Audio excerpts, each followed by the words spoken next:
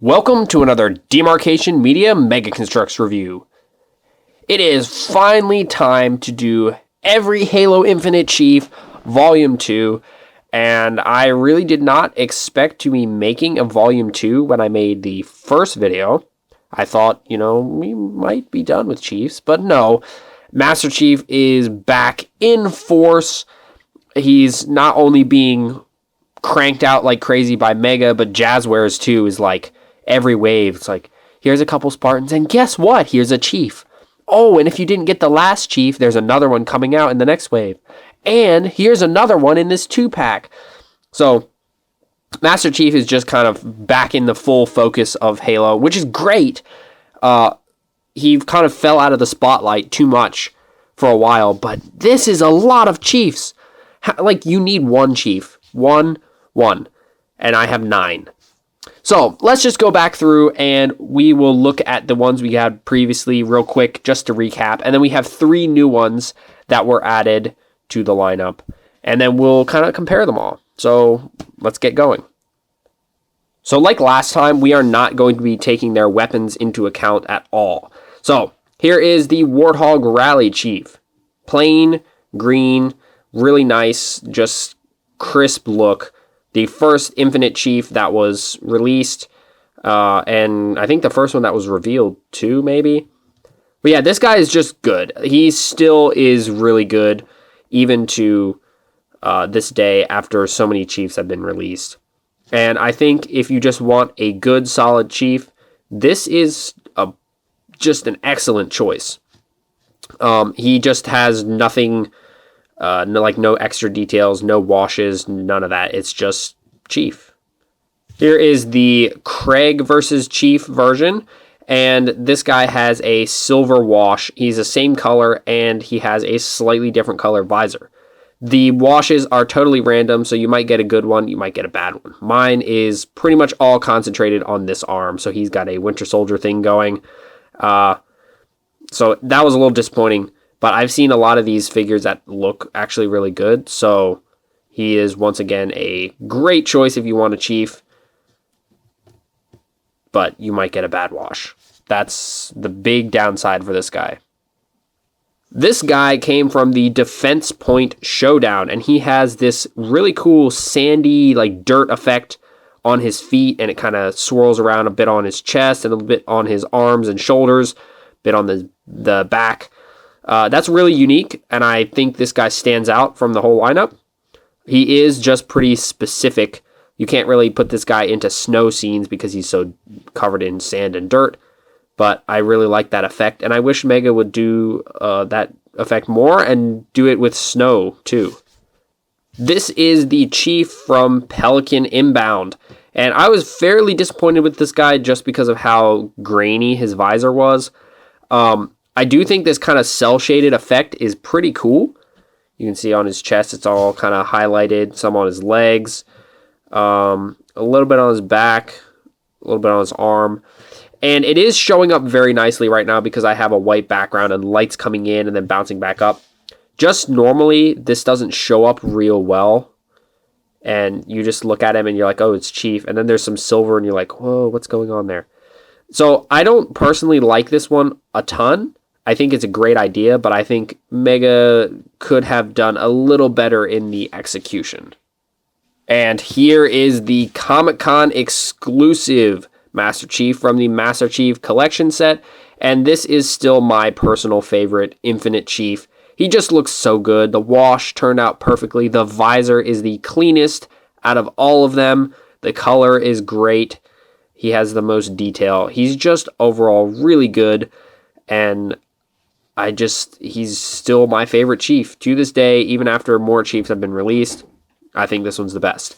However, he is ridiculously hard to get a hold of, and that really kind of hurts his chances at being the number 1 Chief. He's my favorite, but I don't know if he's going to be able to get into a lot of other people's collections because of how expensive he is on the aftermarket. Now we're getting into the newer figures. This is the Series 13 Master Chief. I think I had him in the last video. I think he had just come out when I made that one. So this guy is a little different because he has a brighter green than we've seen, and then he has a silver wash over the whole thing. So it gives him this strange, kind of almost translucent look to parts of his armor. Not like fully translucent, just like slightly on the top. But honestly, I think he looks pretty good. I was pretty happy with this guy in being in Series 13. His visor is done really well. He's got the helmet lights, and the wash is pretty cool. And he fits in really well with the Fred that we got in the Chopper takedown set. So this guy is great. I am surprised that I like him as much as I do, but he is accessible and he looks good, and he's a really great choice if you want to get a chief to take the number 1 spot. So now we can really start welcoming the newcomers, and this is Series 14 Chief, and he is really dark. Mega decided to try something a little different, and they swung from the bright color of the Series 13 Chief all the way to this really dark, like army green. This is the darkest Chief armor we've gotten yet. And I don't know exactly how accurate it is, but I think it looks fantastic. Excuse me. I think this was a really good choice. I don't know what prompted Mega to do it, but I'm really glad that they did. He just looks really good. He's got a bit of a scar on his armor here. That's pretty much all the print. Then his helmet is pretty well done. But there's something interesting here. His head doesn't move very much. Like at all. Like downward, he can't do anything. Upward, about that much. And then he can do side to side. There's a reason for that, and we'll talk about that in a minute because it's very long and confusing. But overall, this guy is pretty solid. He just is a little bit of an odd one out because of how dark he is and how it doesn't really match much of the infinite art of Chief that we've seen. And then immediately shooting back to very bright, and I think this guy's even brighter than the Series 13 Chief, is the Chief from the Wasp Onslaught set.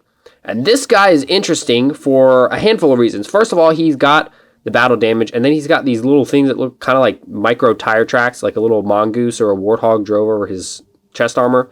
Then he's got some over here, and then some stripes printed here. And that's interesting. I'm not sure how I feel about that effect, because you can definitely see that it's printed, unlike something like the wear and tear on this guy. But it looks good. The visor on this guy is painted up well, and he's just really good looking overall. The weird thing is he doesn't have any headlights. For some reason, they decided not to print that.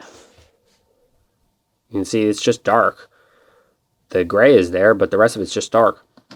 And then the shoulder pieces. You can see on this guy, we've got the gray here on the shoulder and gray back here on the little, whatever those are, on the armor. And this guy doesn't have that at all, and I don't know why. Like, that just doesn't make sense why Mega would just drop that detail unless they thought it would be more accurate, but it's not. So that's a little weird. But this guy is really cool, and I thought he was going to be a fairly lackluster figure, but he does his job in standing out, and there's another reason why, but again, we'll talk about that in a minute. But for now, he's a pretty good Chief. Last and most certainly least, we have Gold Chief from the 20th anniversary pack. He's actually pretty cool overall. He's mostly solid gold, and the gold looks pretty nice. It shines well. There's a couple different shades in there, but that really doesn't bother me. The 117 print is done well. The visor is all right. It's not bad, but I think that's a poor color to do the visor. But you can't just do normal gold, obviously, because the rest of it is gold. Personally, I think if they had left the visor unprinted, that would have been fine. The way they did with the CE Chief. From the blind bags, that was all gold. But yeah, they did decide to print the visor, and that's not bad. It's just kind of a weird color. I say least, though, because this guy's the least useful.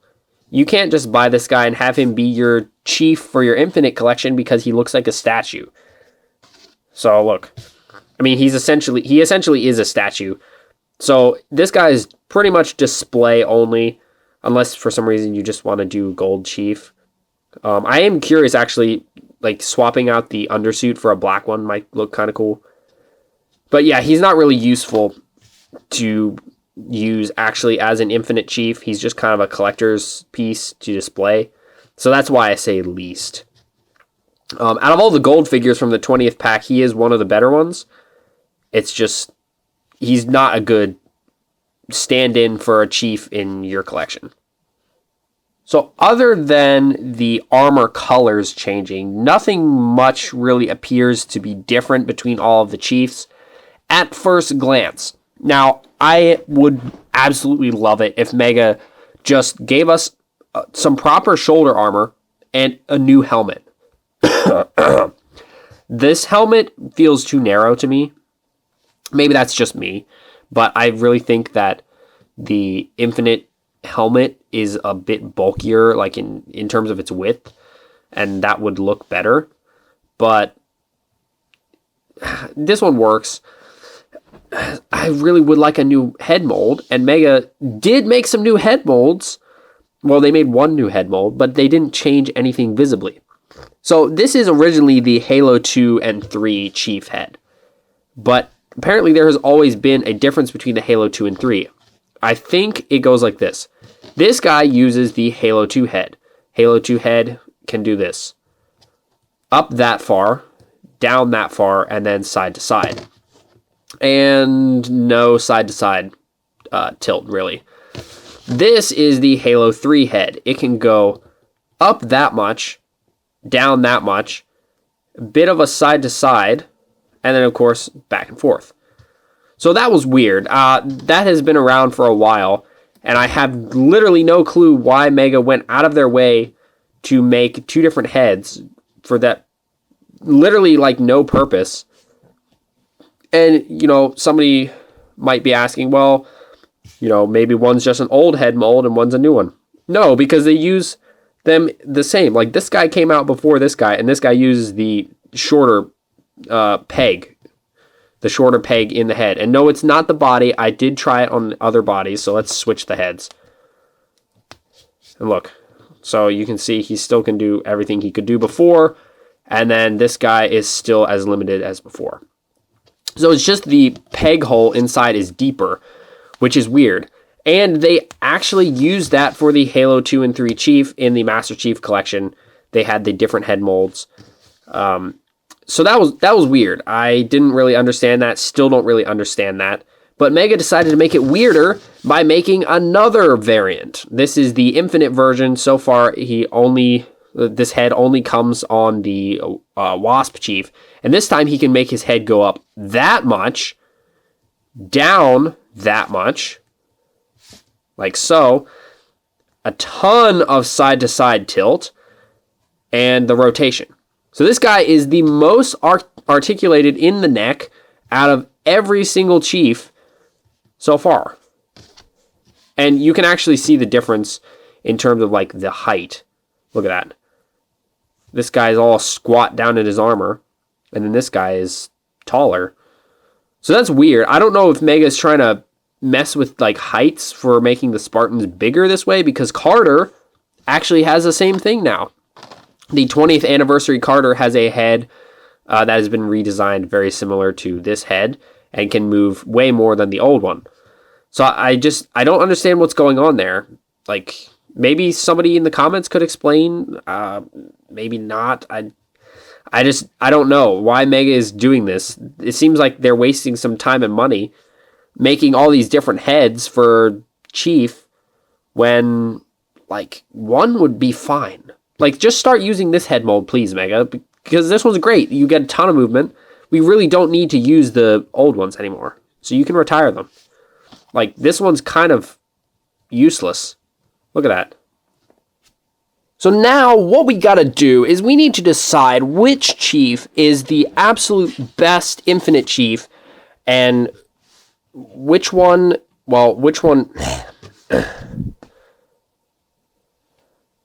So what we need to do now is we need to go through these figures and decide which one is the best Infinite Chief who should be leading the UNSC charge on Zeta Halo and who should be put back in their boxes until they're needed later. So, first of all, this guy is going in the last slot. He's going to go down here. He should go in the box. He is not going to be helping any Marines escape. He's not going to be taking down any banished strongholds. He's going to go sit in his box because he is a statue. And then I'm going to go ahead and put the Pelican Inbound Chief down next to him just because, like I said, the production quality I feel like could have been better. It's a great idea, but I still think he falls pretty low on the list. So we've got those two in the back there. Who would go next? Well, as much as I like the Series 14 Chief, I think he's going to go in the next spot because, number one, his head is very limited in his articulation. It does make him look bulkier up on the shoulders because of how low his head is, but it's very limited, and the dark green is not really that accurate. Like, let me go ahead. Here's a Jazzwares Chief, and here's this Chief, and this Chief is very, very dark. So he loses some points for accuracy. So we're going to go ahead and put him in this slot right there. Keep in mind, I'm not necessarily saying the ones that land in the back are bad exactly. They just aren't, they aren't the best. And speaking of not the best, we have the Craig versus Chief version of Chief.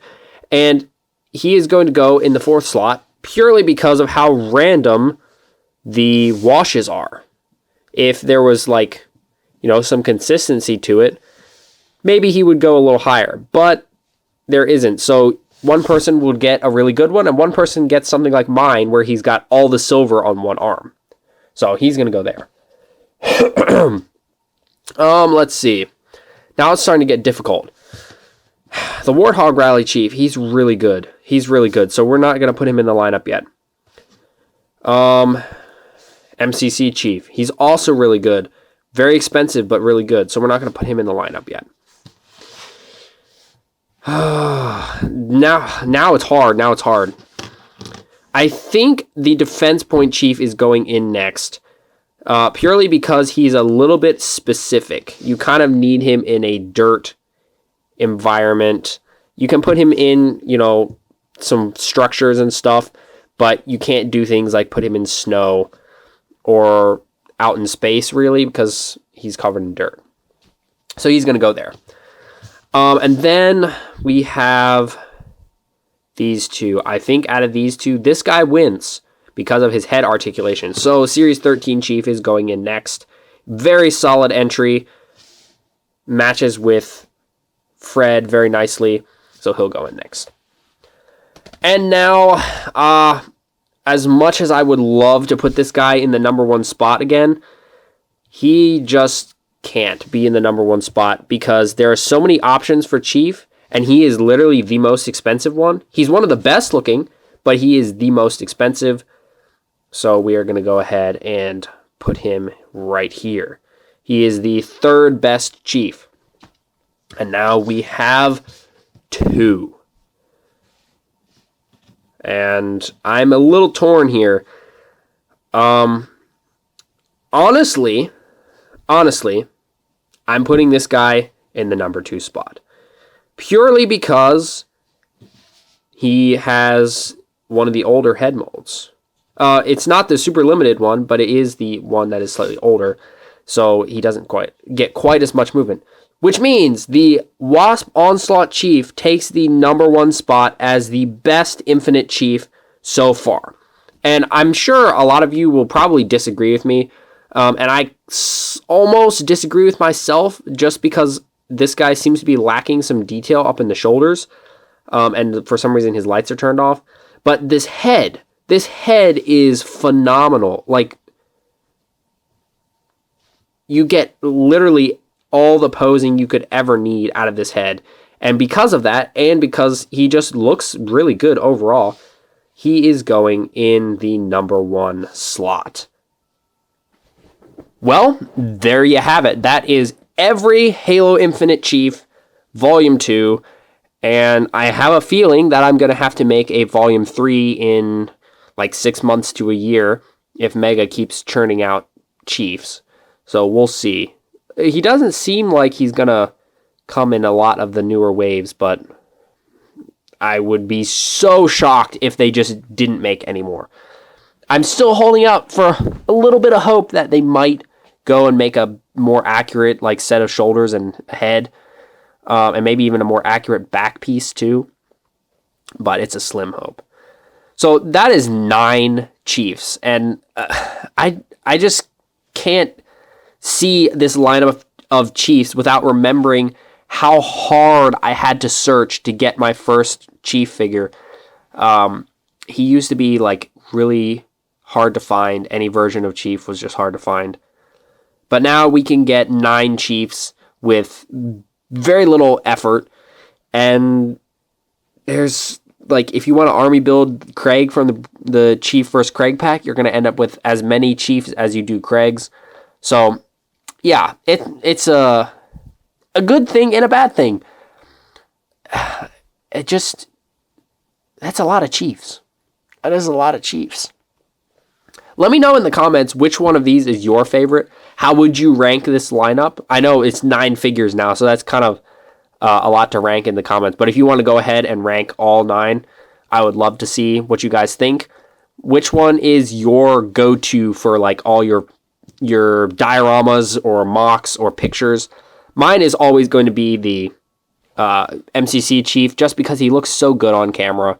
But in terms of just trying to collect a Chief to put in your collection to lead your UNSC forces against the Banished, I definitely think the Wasp guy is the way to go, because the Wasp set itself is a great set, and this Chief just turned out really, really nice. So yeah, let's see how long it takes before I have to do a Volume 3. And maybe by time Volume 3 comes out, we'll be up to like, what, 12? We went up by 3, so I'm going to say 12 next time we do one of these. Thanks so much for watching. If you enjoyed this video, please leave a like and consider subscribing, and I'll see you next time.